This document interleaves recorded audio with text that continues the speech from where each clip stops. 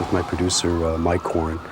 We're doing another story, and we got immediately 911s on our pagers. Jumped out of the car. I immediately started shooting, and all pandemonium broke loose. In the confusion of the second tower coming down, Mike ran one way and I ran another way.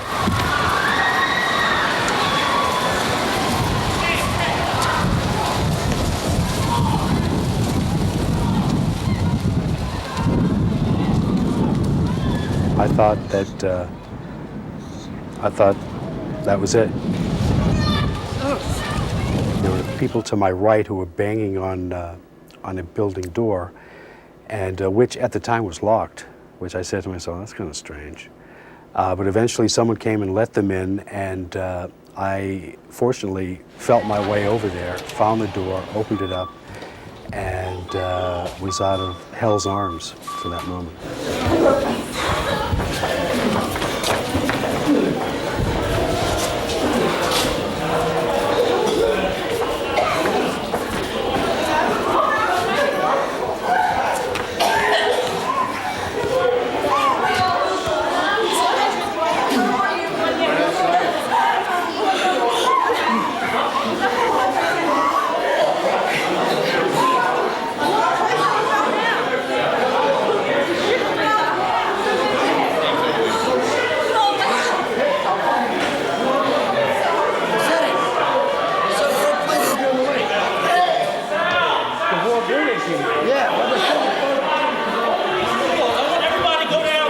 Sub-basement. Get everyone to the sub-basement. Hey, let's go. Yeah, let's go.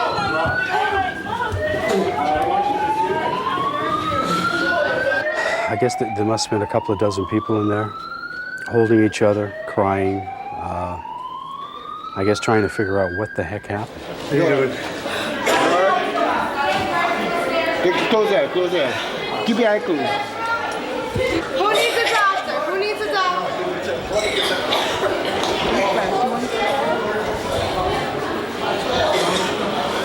Could you walk? Get anything you can get. And then all of a sudden they said the building has to be evacuated. Go! We all went up the stairs and out the door. And what I saw was apocalyptic. Where's the seaport? Right ahead.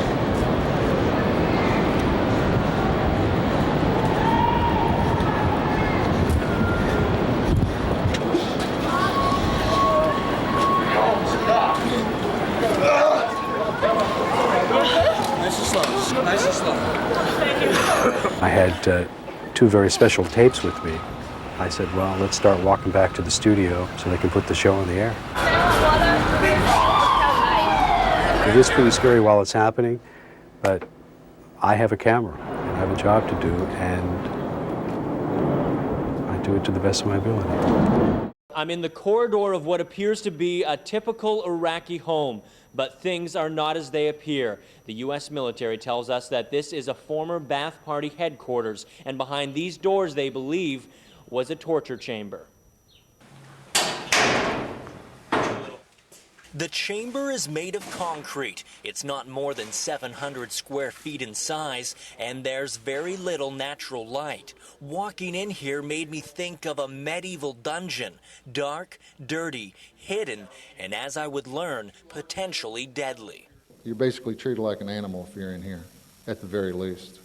Master Sergeant Greg Carroll of the United States Marine Corps discovered the torture chamber with his elite team. They believe it was run by Saddam Hussein's Ba'ath Party.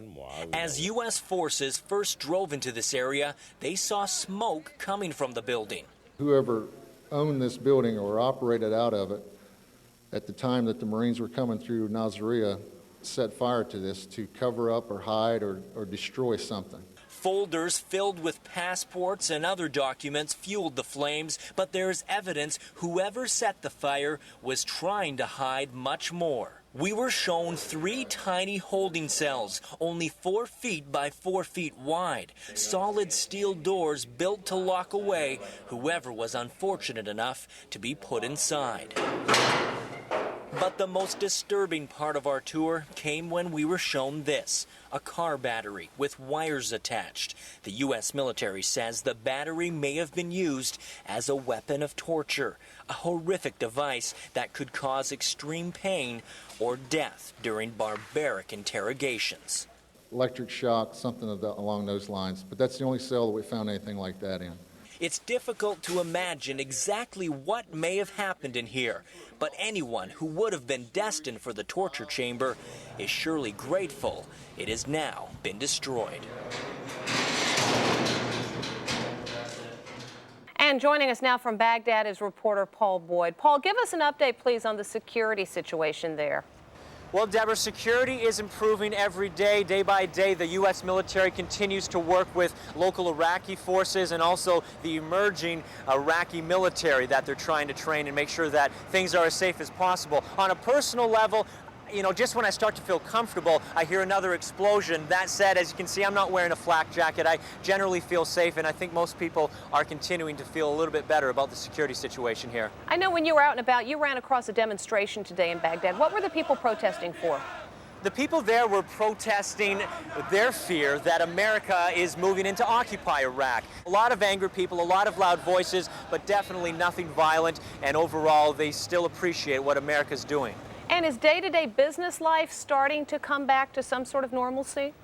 Slowly but surely we're seeing things are getting back to normal in some of the surrounding areas within Baghdad, but right here in the city it's still very, very quiet. There are rumors that the main market downtown here will get up and running tomorrow, but it's a slow process, as you can appreciate. And what about any rumors on the search for Saddam Hussein?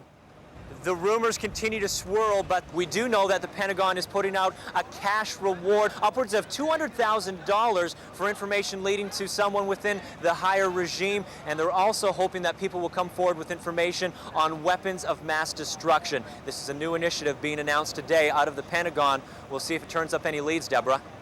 You're looking at the first incredible video from inside the New Orleans Superdome since the evacuation. We were the first camera crew allowed inside. Shafts of light from gaping holes in the roof illuminate the scene, remnants of hell for up to 35,000 people. To get here involved an incredible journey through the abandoned city where the only traffic is army trucks. We waded through floodwater that has become a toxic soup. As we come out of the floodwaters, we kind of hit this ramp where, as you can see, there are personal belongings all along. This is where people camped out for days, waiting to be rescued. It's not pretty. Mountains of people's belongings left behind when they were rescued litter the landscape. I met Lieutenant Colonel Scott Elliott of the Texas Air National Guard, who told me the real heroes at the Superdome were the evacuees. The real action was the people. What they put up with, and the loss of their homes, people lost family members. As we enter the Superdome's dark, forbidding corridors, it's easy to see how families were separated, how there were reportedly rapes and sheer anarchy. The field itself looks like a battlefield, a sharp contrast with the palatial stadium which staged so many spectacular sports events over the years. Our guide inside the stadium is Airman Chris King. He's as overwhelmed as I am. The smell is absolutely overpowering. I mean, this is disgusting. Pretty indescribable. Really, no words to describe it. Pretty awful. There's no electricity in this building. The only available light coming in from a few holes up in the ceiling. You can see a water cooler here with some empty drinks that people had in the first days. I mean, people ate here, they slept here, they went to the bathroom here. They had no choice. They had nowhere else to go. But it's absolutely disgusting and revolting to look at it and to smell it all these days later. Everywhere there are poignant reminders of the loss and suffering. This is very sad to think that a little boy or a little girl's toy is left here in the seats. Probably something that gave them a lot of happiness in the days that they were left stranded in here. This little dog toy. When they had the opportunity to leave, they probably just went out as quickly as they could. This is very sad to look at all this here. It's unbelievable to think that a little baby had to call this home. I mean, there is urine, human feces, And then you've got a baby carriage in the middle of all of this filth. Literally 10 seconds ago, some electricity, some power finally came here into the Superdome. You can see that the concourse is now lit up. And it just illustrates even more clearly the unbelievable conditions that people were living in. We're going into the men's room. Oh my God. Oh, guys, just get this room. Oh my God. This is the most disgusting. Oh, I can't stay in here, guys. I cannot stay in here. This is the most revolting smell I've ever taken in my life. I finally went out onto the field itself, water squishing underneath my feet. It was a surreal sight. There's probably an inch, 2 inches of water pretty evenly spread throughout this field. Unbelievable. Piles of garbage, water bottles, garbage, blankets, open food packages. I don't think anyone ever imagined something like this could happen. We're at the 20-yard line in the Superdome. The 20-yard line in the Superdome, and look at it. The air is thick. The smell is nauseating. I spent only a fraction of the time thousands of terrified people spent in here, but I couldn't wait to escape the suffocating atmosphere of this nightmarish place. It was a day of momentous and historic firsts as the world watched Barack Obama sworn in as the 44th President of the United States. The multitude followed every moment of the day on huge monitors. Before facing the massive crowds, Obama stopped by the White House. Yes, sir. President Bush called out "Sir" as the president-elect climbed out of his limo. The Obamas were greeted warmly on the portico of the White House by President and Mrs. Bush. Michelle Obama had a gift for the First Lady, telling her, "This is for your new home." It's a journal inscribed with today's date and a pen. They posed together for pictures, and as they entered the White House, President Bush could be seen giving his successor a friendly slap on the back. By 10 a.m., the National Mall was packed with a sea of humanity estimated at 2 million people seeking to witness history being made. Vice President Cheney left the White House in a wheelchair because he had pulled a muscle packing his belongings. The two First Ladies emerged from the White House together, followed by the two presidents, who rode side by side in the motorcade to the Capitol for the inauguration.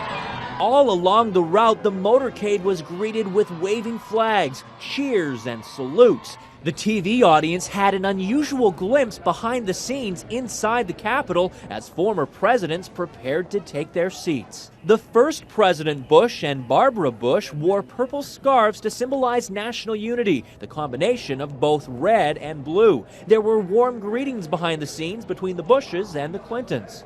But look at this, an apparent snub as President Carter and his wife Rosalind seemed to ignore the Clintons, walking right by without a greeting. And this was our first glimpse of the Obama children, Sasha and Malia. Malia Obama and Sasha Obama. Ladies and gentlemen, the President-elect of the United States, Barack H. Obama. And this was the rapturous welcome for President-elect Obama as he emerged from the Capitol.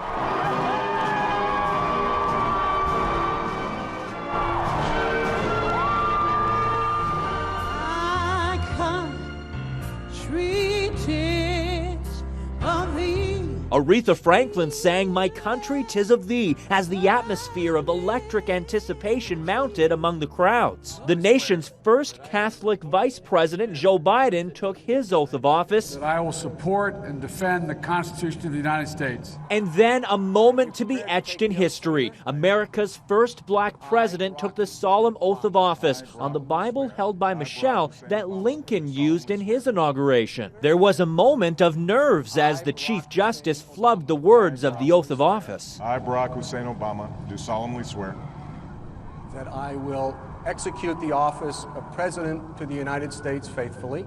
That I will execute faithfully the office of President of the United States. The office of President of the United States faithfully.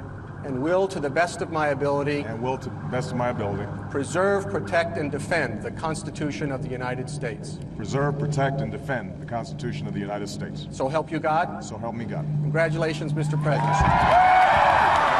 As Hail to the Chief and cannon fire echoed across the mall, there was a thumbs up for the new president from daughter Sasha and a hug from her sister Malia. Thank you. In a somber inaugural speech, President Obama challenged America to reunite to meet the tough challenges of the future. Today, I say to you that the challenges we face are real. They are serious and they are many. They will not be met easily or in a short span of time. But know this, America, they will be met.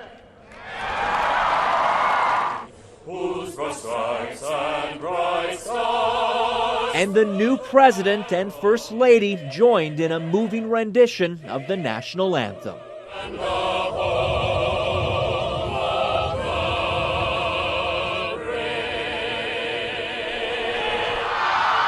There was a triumphal parade back to the White House with the Obamas walking Pennsylvania Avenue, acknowledging the ecstatic support of the crowd. Minutes later, the children joined them and they made their first official appearance as a family on the parade viewing stand. Then it was back to the White House and the hard work of leading the nation begins. A crowd of historic proportions, 2 million strong, descended on the nation's capital to see Barack Obama sworn in as 44th president, and a sea of famous faces were on hand for the eventful day. There was Obama's #1 supporter, Oprah Winfrey, with best friend Gayle King and longtime love Stedman Graham. Beyonce looked beautiful standing between P. Diddy and husband Jay-Z. Dustin Hoffman was on hand, and director Steven Spielberg was bundled up in a scarf. Boxing legend Muhammad Ali was there to witness history, and so was basketball great Magic Johnson. And Aretha Franklin wore quite a hat. That's Ashton Kutcher and Demi Moore showing us their tickets. That is the best thing I could possibly buy today. Actor Tim Robbins played with an Obama hand puppet. The country's most famous political power brokers were all present. All 4 former presidents were on hand. George Bush Sr. was limping and carried a cane. The Bush twins Barbara and Jenna looked lovely. Michelle Obama arrived with Laura Bush. New first daughter, 10-year-old Malia, had her ever-present camera to take pictures of Dad's big day. Security was extraordinary. An army of police kept the peace. The sea of people was in good spirits, and chants of Obama filled the air. The mood for some turned from elation to frustration as the long wait for access to the National Mall stretched on and the crowd started to chant, "Let us in, let us in." Cops struggled to control the chaos.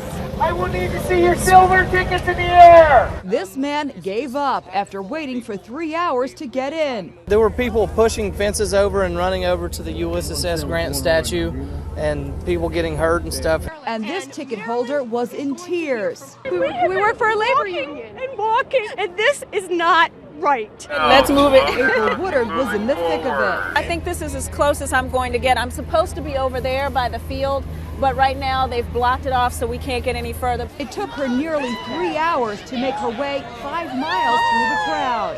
Deborah Norville inched along through traffic with Missouri Senator Kit Bond. I have never seen the crowds and the enthusiasm that we've seen here. Next stop, inauguration. Security was tight for everyone. This video is from Deborah's own video camera, shot from her seat near Obama. An incredible view of the sea of humanity Obama saw when he took his historic oath of office. And God bless the United States of America. The whole world stopped to watch Obama's historic swearing in. Here's our Megan Alexander. Massive crowds packed New York's Times Square, cheering with their eyes glued on the giant monitors above. And school came to a halt across the land as students watched history unfolding. Thousands of kids crowded into New York's Harlem Armory for the momentous occasion. And the celebration's not just in Washington, D.C. Here in New York at the Harlem Armory, these students said they wanted to see history in the making. This is one day of school they to miss. Barack H. Obama. The event was carried live at an IMAX theater in Los Angeles. Do solemnly swear. In homes throughout the USA, people gathered with family and friends for viewing parties, like this one hosted by Penny Johnson, who played America's first black First Lady on Fox's show 24. This is so special. Words can't describe it. He's the new American hero, the pilot of the U.S. Airways jet who flawlessly landed his plane in the Hudson River. Chesley Sullenberger, known as Sully, is being hailed the hero of the Hudson in front-page headlines. Tribute pages popped up overnight on Facebook with thousands of messages of admiration. And President Bush also hailed his heroism. We are very grateful that everyone is off the airplane safely. And that was really what my husband asked to convey to everyone. And of course, we are very proud of Dad. His wife, Lori's voice cracked as she spoke of the drama. She's a fitness expert on a San Francisco TV station, and they have 2 young daughters. My husband has said over the years that it's highly unlikely for any pilot to ever have an incident in his career, let alone something like this. 57-year-old Sully's heroism didn't end with bringing down the plane safely. He was the last man off, wading the aisles in waist-deep water to make sure all passengers were off. The pilot did a masterful job of landing the plane in the river and then making sure that everybody got out. New York Mayor Michael Bloomberg spoke in awe of his heroism. I had a long conversation with the pilot. He walked the plane twice after everybody else was off and tried to verify that there was nobody else on board. Sully was the right man with the right stuff at the right moment. He's a pilot's pilot, and he loves the art of the airplane. This is Sully as an Air Force Academy cadet when he was 22. He flew F-4 Phantom jets for 7 years. This captain did an incredible job. He's a man whose hand I would like to shake someday. This is how it looked from the pilot's point of view, recreated for Inside Edition in a flight simulator. He avoids Manhattan skyscrapers to land in the Hudson River at an estimated 140 miles per hour. Courage in the cockpit was matched with compassion in Thursday's drama. Several passengers suffered from hypothermia in the freezing temperatures. Survivor Barry Leonard told Good Morning America the pilot or co-pilot literally gave him the shirt off his back. I actually still have it this morning. I'm not going to give it up. Oh, what a difference a day makes. Today, Emma Sofina is safe and thankful she's alive. A professional singer from Australia, Emma was on her way to Charlotte to visit friends when the U.S. Airways jet went down. And then next minute, bang, and I thought we'd hit a building. You just heard the pilot, brace yourself for impact. You know, how do you brace yourself for impact when you know your plane's about to crash? Our cameras captured 23-year-old Bill Zuhowski being loaded into an ambulance moments after his rescue. The impact hitting the water was just, you know, the most tremendous impact you could imagine. You know, I guess my head slammed into it. I lost my glasses. Still trembling from his ordeal, Zuhowski remembers everything that happened as freezing water started flooding in. For a second, I just thought that I was going to die right there in a plane, you know. I was just going to drown. The water was coming up so fast in the back, I ripped all my clothes off thinking, you know, I'd be lighter, I might have to swim. I was, you know, completely soaking wet in my underwear. Rescuers covered Zuhowski with blankets so he wouldn't freeze to death. The fist pump says it all as passenger Ray Mandrell realizes he has made it to safety. That was a celebration. Everybody made it out the plane. Mandrell was traveling with Renee Williams, a music publicist from Florida. She says she and other passengers held hands in prayer when they realized the plane was going down. The girl next to me, she saw me and she just started shaking, and I grabbed her hand and I looked at her and I said, "Don't worry, you're gonna be okay. We've got angels protecting us." Other survivors got emotional welcomes from their families when they finally arrived in Charlotte. Happy to be home. 9-month-old Damian Sosa and his 4-year-old sister Sophia appeared with their parents on the Today Show. Mom Tess told how a total stranger took hold of her son and held him tightly until the moment of impact. What would you like to say to him? Thank you. Thank you, and thank God. Amazing stories of survival from the miracle on the Hudson.